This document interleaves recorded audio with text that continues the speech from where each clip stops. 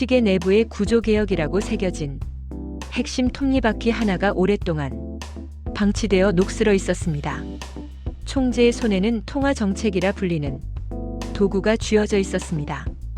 이 도구로는 시계의 외피에 있는 금리라는 조절 나사만 돌릴 수 있을 뿐이었습니다. 녹슨 톱니바퀴는 시계 전체의 움직임을 둔화시키고 고통스럽게 만들었습니다. 결국 총재는 본연의 업무를 넘어 하기 싫은 말을 해야만 했습니다. 그의 말은 시장에 충격파를 던졌습니다. 구조를 고치지 않는 한 나의 도구는 헛돌뿐입니다. 바로 그때 정치인이 공격했습니다. 총재님은 왜 본분을 잊고 정치가 할 일을 이야기하는가? 그녀의 목소리는 곧 언론과 동료 의원들의 불만과 섞여 비난의 합창이 되었습니다. 총재의 말이 시장을 흔들었으니 총재에게 책임이 있다는 논리였습니다. 총재는 다시 녹슨 구조개혁 톱니바퀴를 바라보았습니다.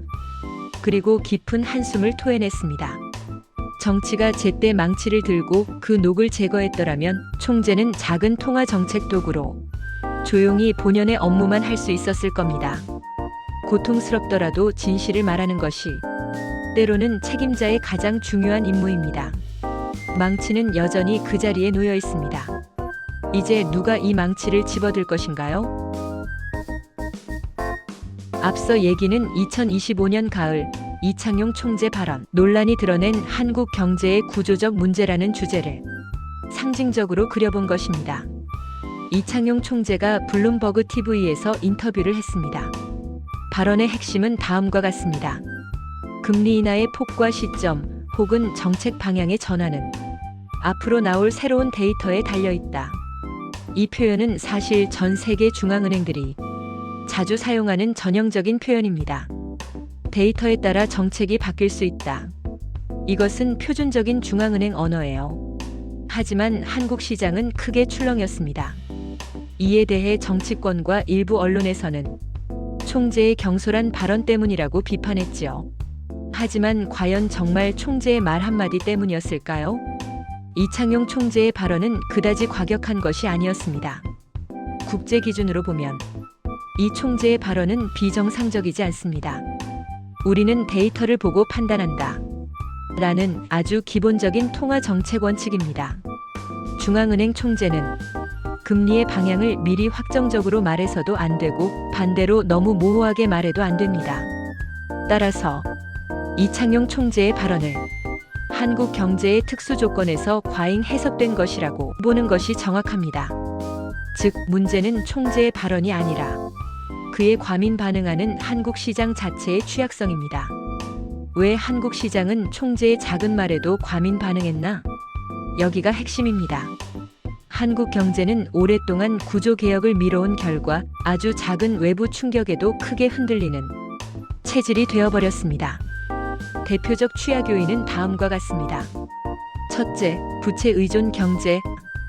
가계부채가 세계 최고 수준이며 변동금리 비중이 높아 금리 변화에 민감합니다. 둘째, 부동산 중심 자산 구조. 금리 변화는 부동산 가격을 그리고 이는 가계 소비에 이어 경기 전체로 직결됩니다. 정책 불확실성에 시장이 불안정해진 것입니다. 셋째, 생산성 정책. 노동시장은 경직되어 있고 교육 및 규제 개혁은 지연되고 있으며 신성장 산업은 더딘 성장을 보입니다. 넷째, 외국인 의존적 금융시장. 한국 채권시장의 외국인 비중이 높은 편이며 신용등급, 금리, 환율 변화에 특히 민감합니다. 이런 조건에서는 총재가 아무리 표준적인 발언을 해도 시장은 스스로 불안정하게 움직일 수밖에 없습니다. 즉, 총재의 발언이 문제가 아니라 발언을 예민하게 받아들이는 시장의 체질이 문제인 것입니다. 핵심 메시지는 정치가 구조개혁을 외면해 왔기 때문에 중앙은행이 과도한 부담을 떠안고 있다는 것입니다. 이창용 총재는 취임 이후 여러 번 통화 정책의 한계를 지적해 왔습니다. 그는 반복해서 말했습니다. 금리만으로 경제를 해결할 수 없다. 구조개혁 없이 금리로 성장률을 끌어올리는 것은 불가능하다. 생산성, 노동시장, 교육, 부동산 등 구조 문제를 먼저 고쳐야 한다. 그러나 정치권은 개혁을 지속적으로 미루어 왔습니다.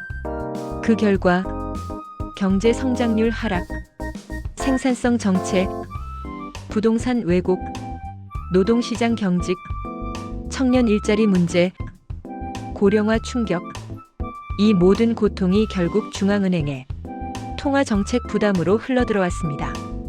통화정책은 진통제일 수는 있지만 수술은 절대 아닙니다. 구조개혁이라는 수술 없이 통화정책이라는 진통제만으로는 결코 한국 경제를 회복시킬 수 없습니다.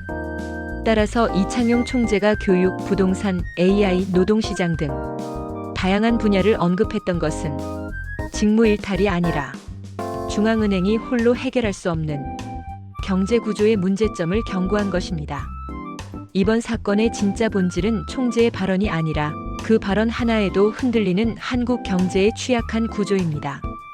그리고 그 취약성은 오랜 동안 정치권이 구조개혁을 미뤄온 결과입니다.